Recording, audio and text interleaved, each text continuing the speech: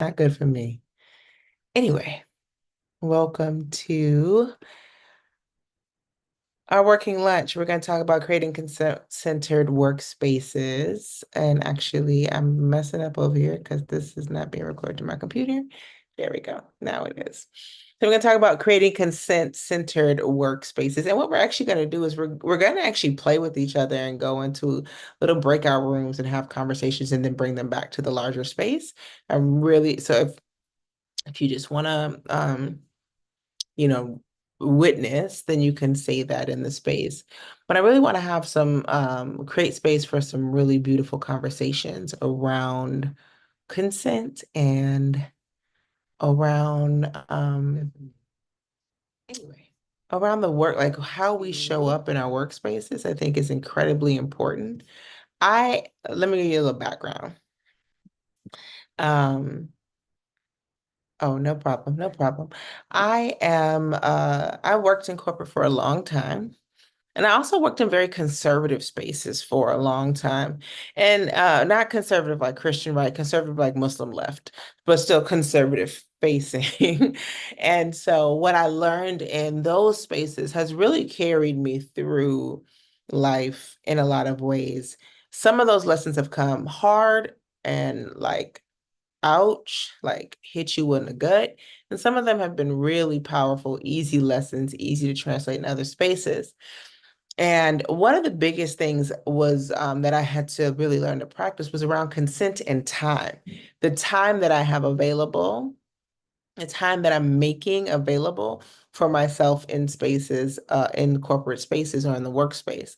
And I find that in the West, particularly in capitalism, that the biggest boundary overreach for most corporate places is that overreach of time. And it's gotten worse since I've left corporate. I have been officially away from corporate since 20 December of 2016. My last day of work was in that year, and my last day of being in the space where I was, corporatized, if you will. And so I feel like it's gotten worse since then, as even in just it doesn't seem like that long ago, 2016, about 8 years ago. But the expectation of who and how often you are answering your phone, how often you're responding to emails is increasing. And we're not actually pushing back against that in a way that suits us. And people have an expectation of it. I get people all the time that will email me and then text message me hours later, even though my email says I ain't responding to you for probably 2 days, means nothing. Minimum 2 days is what my email says. Like I know I'm not gonna, I might get to you, might get lucky, but odds are I'm not responding to you for 2 days. That is a boundary that I had to create just to have spaciousness without even my own guilt. Like just sending that message out there, like, look, bro, thank you for reaching out to me. I got 2,000 emails coming in every single day. I'm probably not going to get to yours today, and I'm not going to really break my back or hurt myself trying to. I'm not going to limit my interaction in places that I love to be in. I'm not going to slow down my interaction with my family and my friends. You might even see me on Facebook. None of your business. Those are my friends. Leave me alone. I am I am managing my time in a way that suits me. And so that is a boundary, right? That we've had to learn, that we're learning to develop, that we're learning to sharpen and protect. But I have so many people who they get an email that like I gotta respond to this email. I've actually stopped traveling with people and stopped like hanging out with people who just, unless they say, look, I'm gonna go to lunch, but I'm be working, so I'll be on my phone. Like unless they're giving me that opt in, I opt out of even certain engagements with folks who just feel like they have to respond to everything with such a sense of urgency because it feels contagious to me. And so that's one of the biggest oversteps that I see. I remember when I was in corporate, we would always have holiday parties. I did not grow up Christian.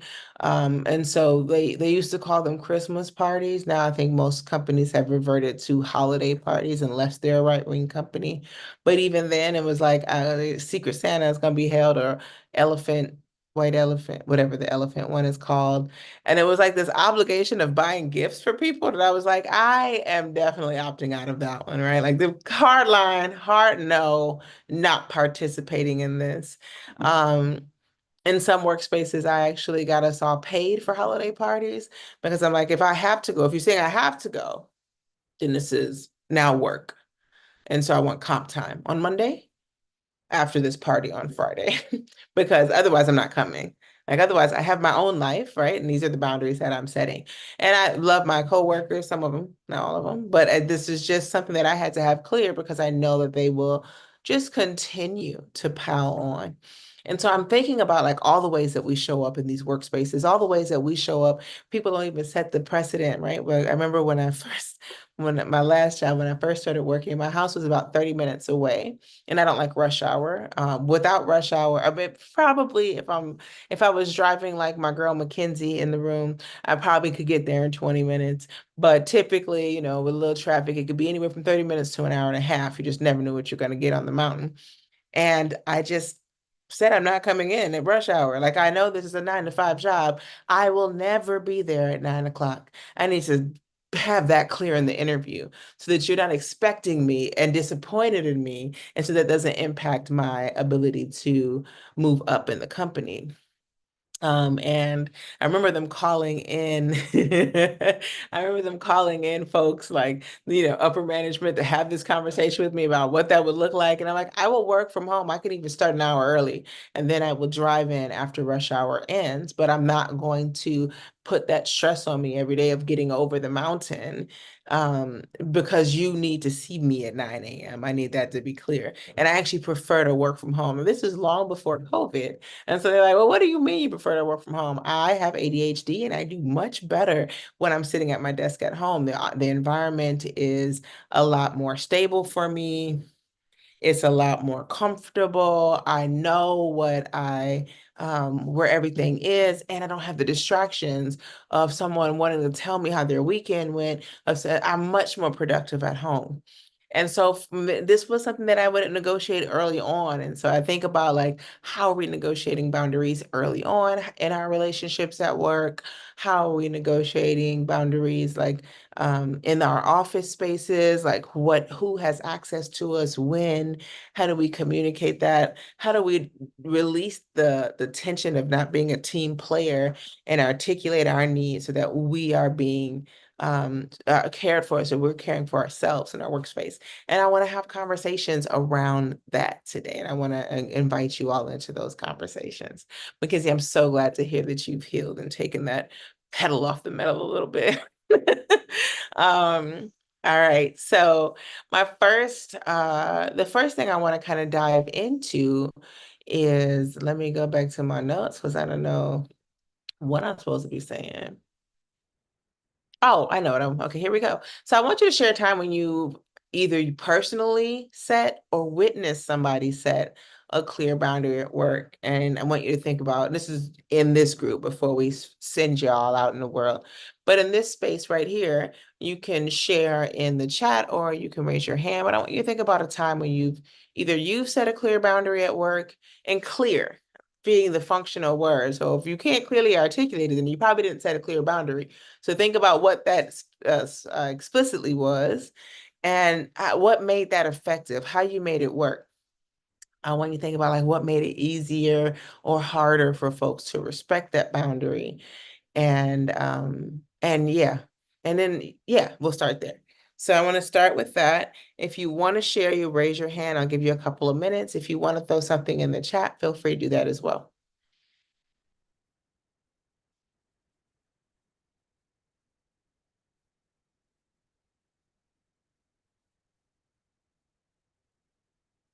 Go ahead, Beulah. Good day, Goddess, and everyone. Um, I made a boundary that I would only work with 5 children under 10. Okay. Okay. And so when anybody else would call me after my limit, I would refer them back to the office. Mm-hmm, mm-hmm. And I'm curious what has outside of you sending them back to the to the office, what has made that easier or harder for others to respect that boundary? Well, this was back in the day, but they did not view me as a team player for sure. and they did talk about me. They did.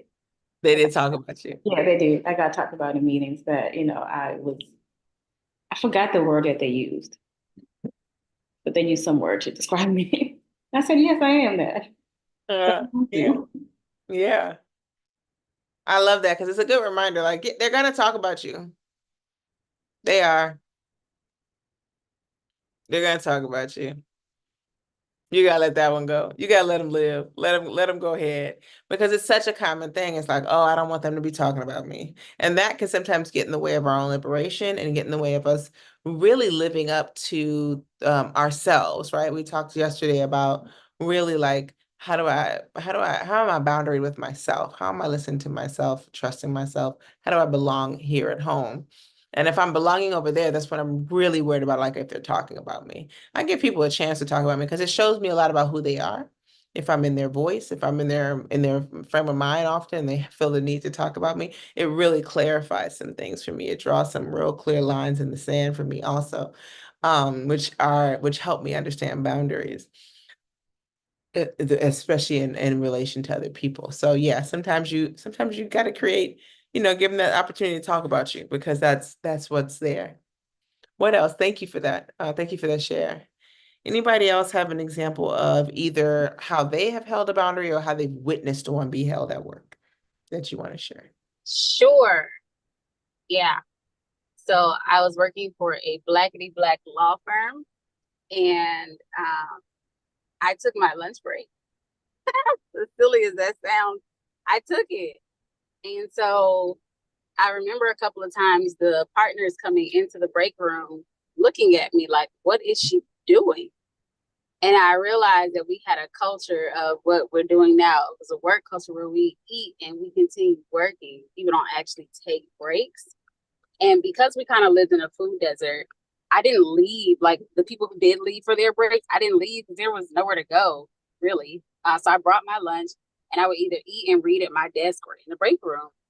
And well, I got looked at and I didn't get brought back after I left for maternity leave.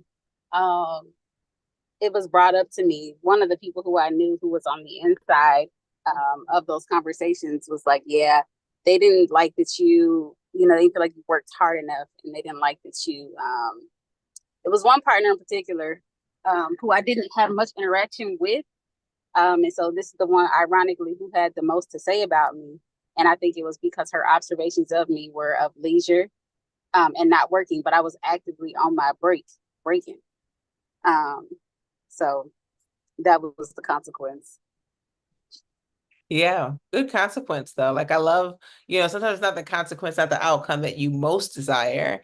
And sometimes it's the one that really frees us up from some of the fuckery that's existing in workspaces. Yeah, Right? Like it's like, all right, yeah, well, this is a bad fit. And this is the thing about boundaries is that what boundaries really do is they let us decide whether or not we want to be around each other, right? yeah, Like my boundary is like, do I want to be near Mackenzie or not? It's not Mackenzie change. It's not be different. This is who Mackenzie is. Am I willing to participate in the relationship with Mackenzie? And that is really important for us to remember and to hold on to. A lot of times I see people say they violated my boundaries. And then when I get deeper in the conversation, what I hear a lot is like, how do we shift you? And this, if it's actually coercion at that point, right? We're trying to coerce somebody to fit into our boundaries, trying to change somebody to fit into our boundaries. We're like giving them a list of like, this is how you exist in my boundaries. This is how you honor my boundaries. No, no, no, no. I have to honor my own boundaries. And you get to decide whether or not you want to have access to me based on the way that I honor my boundaries. So good on you for honoring your breaks. Because especially, and I noticed this especially in the South, it's illegal in the North. It's not illegal. I saw somebody say strange for a law firm, not illegal in the South. Y'all don't have unions. Y'all don't, too many states in the South don't have unions, but I grew up in Chicago. Chicago and New York are union country, and no one would dare even look at you funny. if you took a break because you could sue their ass. So it's one of those things that I recognized immediately because when I first got to Atlanta, I was working at the Marriott Spa doing some body work just on the side, moonlighting over there. And and I just remember witnessing, I was like, oh, I could never work down south. Let me go on back to home. Y'all tripping, y'all wilding over here. So yeah, it's one of those things. One of those things to get to know. Andrea says, I always tell birth doula clients they can contact me between the hours of 8 a.m. and 5 p.m. unless they are going into active labor. And I don't answer emails often before then either. Oftentimes, folks expect to have access to doulas 24/7. Not this one. And yes, other doulas talk about that, but I have to protect my peace, boundaries, and pleasure. Absolutely, absolutely. Though time is time and money, and listen, as a whole, time and money are my two favorite boundaries. I tell you I'm gonna give you an hour, you know you're not gonna get an hour in 5 minutes. You're gonna get an hour. If I tell you it costs this much, this is the price. And so those are two boundaries that I love to just stay in right relationship with and make sure that everybody's very clear on from the get. So yeah, absolutely protecting that peace, protecting that time. I tell people you can text me all you want. I don't know when I'll respond to it. I'm obviously not a birth worker, so it's a little different. But yeah, it's that's the reality. My phone is in do not disturb almost always, and so get after it. Go ahead and get all your words out in the text message if it makes you feel better. I'll get to it when I get to it. And so being able to articulate and communicate those boundaries to folks is really, really important. So good. Yeah, we got a couple really powerful examples of like how boundaries are showing up in the workplace. Um, I want to put you all in some groups and I want to have you just kind of work through a scenario. And so one of the scenario that we're going to play around with is it's just a discussion group. And in the discussion group, you are going to talk about a manager, a hypothetical manager or team leader that, or, you know, somebody that holds power. This is about power and consent. And that person is scheduling last minute meetings, right? You're supposed to get off at 5 p.m., but the meetings are starting at like 4:30 or late in the day, and they expect it to go long, right? And some folks have some responsibilities that they got to tend to, caregivers, right? Moms, dads, parents, folks that are, caring for elder family members. In addition to like, I just don't fucking want to, which is always my stance. I care for no one but myself, and myself said no. But either way, like some people feel like they're unable to decline. And I want you to just have a conversation about, especially it'd be helpful if you've ever been in a space where you felt at work like you cannot decline something, and just spend some time reflecting on 4 discussion points. And the first is going to be what power dynamics are at play. Um, the second is going to be how might you experience this differently? Like what could you say or bring into the space to experience it differently? What solutions could you come up with? And then finally, like thinking about power, and how you might articulate this being prevented through policy, how you might actually start working towards changing the culture of the workplace through policy and through explicit a naming of a problematic practice, like meeting at 4:30 p.m. when you get off at around 5. Um, so that's what I'm going to have you kind of just discuss a little bit in the group. So we put you in there for about 10 minutes and then come back here and we'll talk about what you ironed out, what you thought about, what you noticed. Yeah.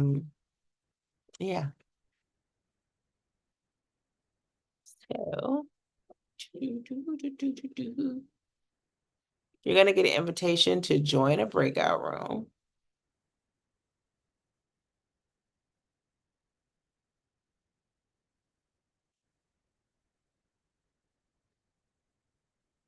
And feel free to pop in.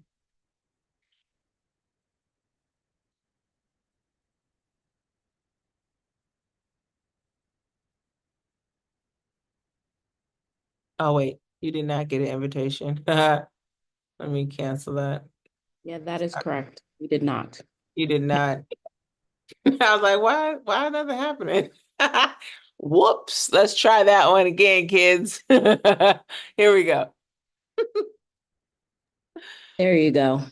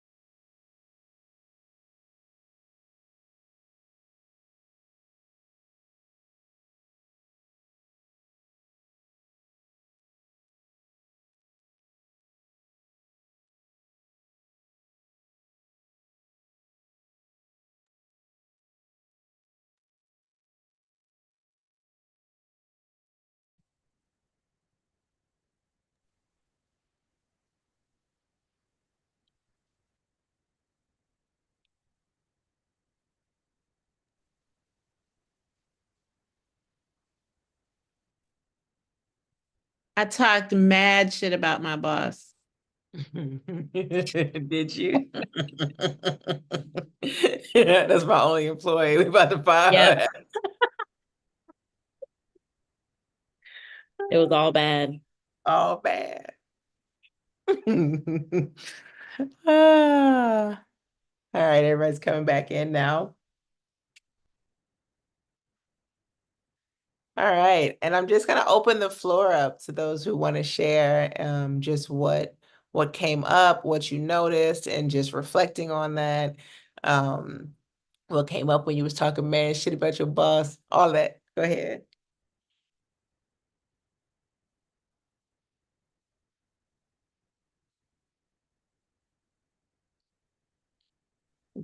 I can share.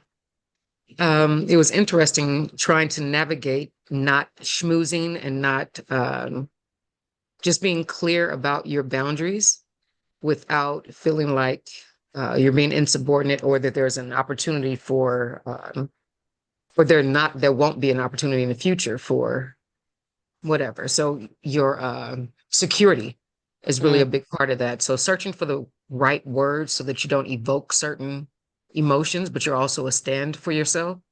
Yeah. So that's the hard part was finding the correct words that you still stood for you without doing any extra. yes. Yeah. Yeah. Thank you. Mm. Thank you, Mackenzie. Mhm.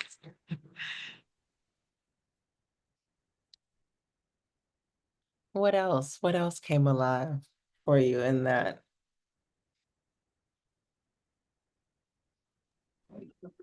Hello.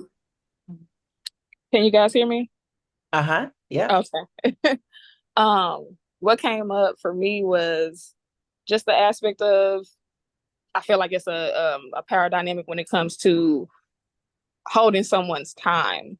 You know what I mean? And how if it's 4:30, you know, like I said in the little breakout room, if I get off at 5:30, I'll be in here for this 4:30 meeting. But once it hits 5 or 5:30, I will be gone because I have pre-existing things to take care of, even if the pre-existing thing to take care of is me. Mhm. Yeah.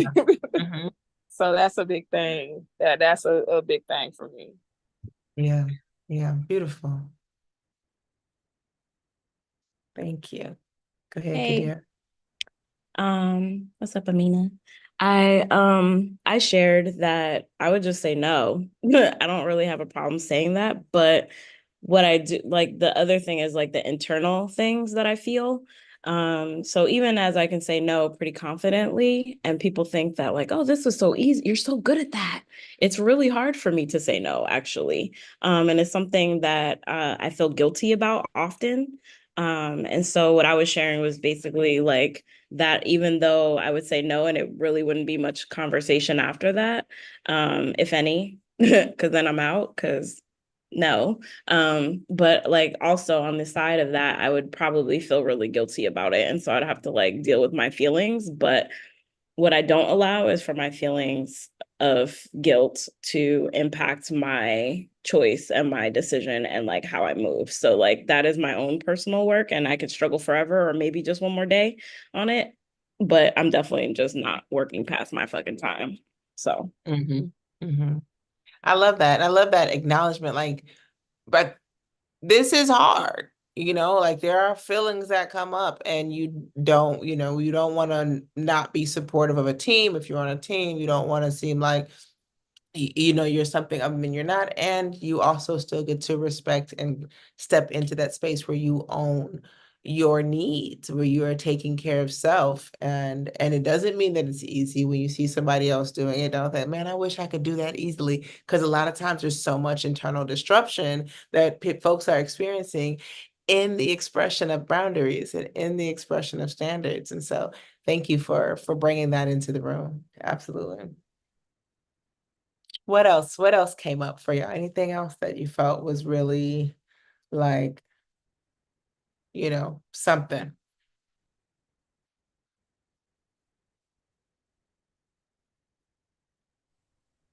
Peace, everyone. Hi, my loves. Hello, love. I want to share something that kind of adds to what lovely Kadira said. So, my piece in our breakout room was also a very firm no. Um, and also offering negotiation and requesting um, follow-ups. So if there are any notes that are taken, can we schedule maybe a mini meeting between whomever facilitated the meeting, offering to still receive the information but not be present is a big thing for me. And I give thanks to Beulah for reminding me that negotiation is an opportunity to share the power. Yes, I love that. Negotiation as an opportunity to share the power. Love that. Thank you for bringing that in the space. Thanks for creating the space. Yeah, yeah. Beautiful. Yes. Anything else that you want to share before we move on to the next kind of thought bubble?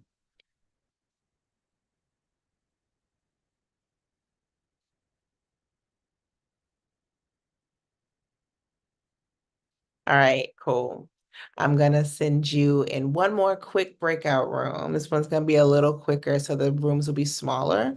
Because I want you to make a request for someone and decline the request. You'll be in groups of three, one person witnessing, one person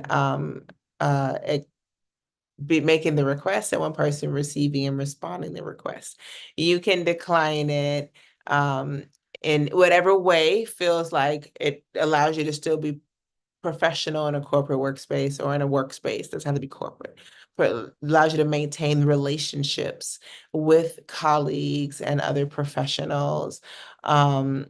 It can be about email, it could be about an event, it could be about unwanted physical contact at work. Sometimes, I mean, we've all had that one. Well, maybe, hopefully, we have not all had them, but I've had that touchy coworker. That really, I've had that touchy supervisor that's just on the border of like, did you just touch me like that because you was trying to do something, or you touched me like that because you really trying to get past? There's plenty of room. You make that look around like, why you have to touch me to get all the way over there? You could have just went. You didn't have to touch me. So it could be about addressing unwanted physical contact. It could be about managing project overload. Like, this is actually too much for me. So you decide how you're gonna make that request. And you can also ask in your group, especially I love to use these spaces as the dojo. You hear me say that often, as a practice ground. So if there's something that's alive for you right now, and you're like, I really want to actually practice saying this because I'm gonna say it to that motherfucker on Monday, then go ahead and ask the person that you're practicing with to make the request like that for you. And I think that would be really useful, really helpful. All right, let's see. So we're going to do it. Yeah. Recreate.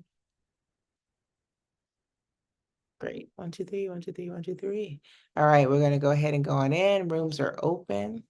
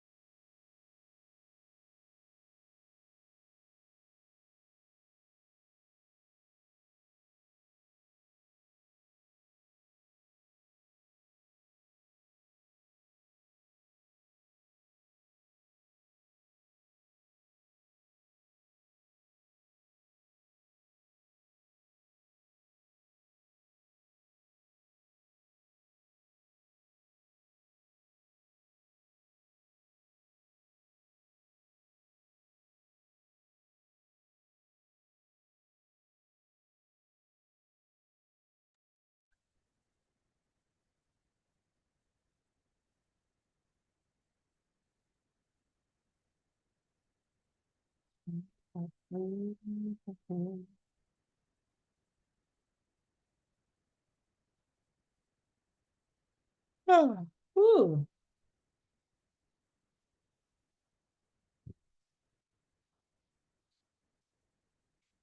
I feel like falling in love. Oh, it's recording.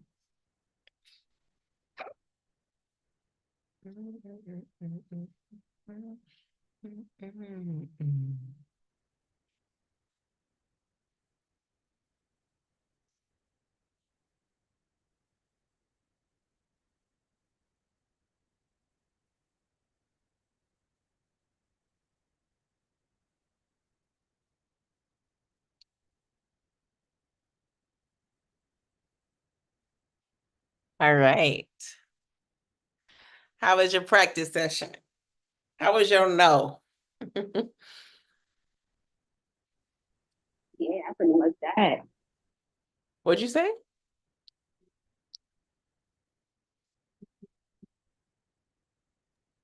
I said I died. Oh, you died. Tell me more. You look really alive right now. So, Right, you're making me dizzy. Slow down. Hold on. I'm gonna I'm sit on like, what? I'm gonna sit on the bench. So this was a work-related request. I asked my partner, could I borrow their notes? And as I thought of a question to ask, as I thought of that particular question to ask, something about it felt very user-ish.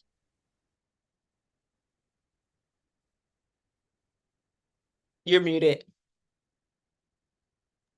Did I do that? Or did you do Yeah. that? No. Okay. But did y'all hear what I said? We heard you. It felt userish, and then you muted yourself. Yeah. It felt user-ish asking this person, could I use their notes? And then they responded a simple no. Mm. Mm. Not even a period, just no. No. No. That means there's like no explanation coming, no, like nothing. They didn't try to clean it up or make it cute or pretty at all. They just told me Yeah. no. And I was like, oh, my internal feelings have been confirmed. No is already beautiful enough. It's like the one thing in the world that don't need a drop of makeup. It is so pretty on its own. I want us to Well, see no for the beauty that it is. Tasha didn't put not a lick of concealer on it. Not a bit of concealer. I think the more that we get in the practice of not putting concealer on our nose, the more fortified we are in expressing them and also in hearing them. Like we also hear them differently. So yeah, good job. Well done, Tasha. Well played. I don't know about that. Well, we'll get back to me after a year of the practice and let me see what happens. Oh, Mhm. fine. What else came up for you all as we get ready to close out? I just popcorn in and join in and share what your practice was like.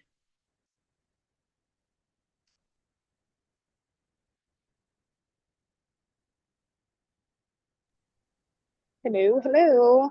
Hello, I Joy. always feel like I gotta speak and introduce. I gotta say a hi before I say something.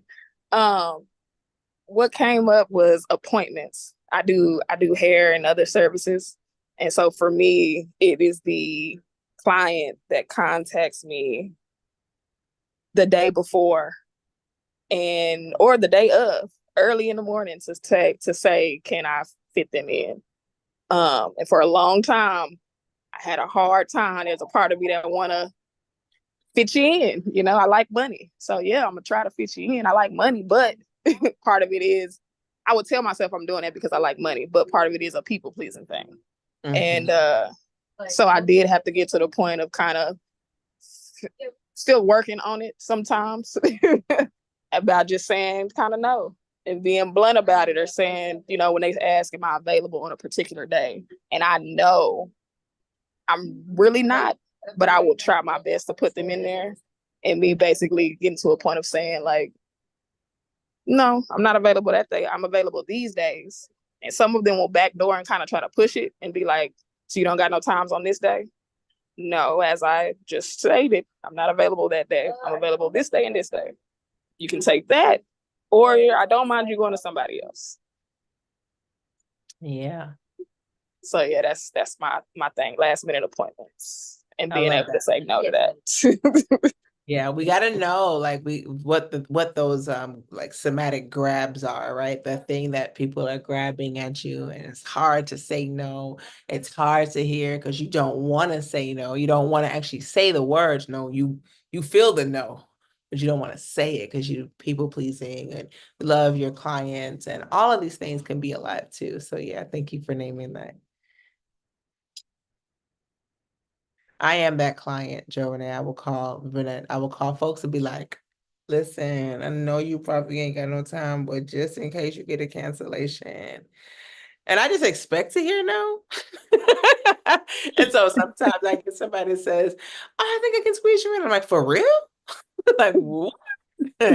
So, so yeah, so just amplify that no and know that some of us are calling knowing good and damn well we getting no when we ask. Yeah, but some like that, like when they approach it like that, I will try. You know, if you approach it like, hey, if you got a cancellation, or if you know, I appreciate it. And these are usually consistent clients. You know what I mean? I had to create that. I had to differentiate between consistent clients and just those one-off people, or the people who come to me at the last minute because they couldn't get to who they really wanted to. It's like, no, you don't get that privilege of access to me at the last minute. Only certain people and certain relationships get that. That's a boundary right there, right? That is a boundary. This relationship have access to me in this way. Yeah, boundaries are always about access. Thank you. Thank you for saying that. Cool. I'm glad that we all got a little bit of practice. I want to encourage you all to practice these things in ways in which that feel good, right? That feel yummy to you, that feel responsible to you. And so if you know that you're facing a challenge in articulating a boundary or saying no, then this is what we call on our inner circle, our close friends, and we say like, yo, I need to practice this, right? That role playing is not just for kink spaces, it is also for spaces where we need to expand our voice, which will make our kink better, which will make our sex better. So get into the practice of practice and use these opportunities to do just like we just did today to make sure that you can carve out your own spaciousness in your relationships. All right. So that's all I got for today. Go and finish your lunch. Thank you for spending your lunch break with me. If you're on lunch break, for those of us that are just chilling, thank you for coming and chill with me. Tasha's video, her interview will show up next. It will be there'll be a countdown in YouTube for it, and that's the next one. And then the schedule's in your email, so go look at the schedule. If you're not getting the emails, look in your spam, and then add me as your favorite person so that I'm never in your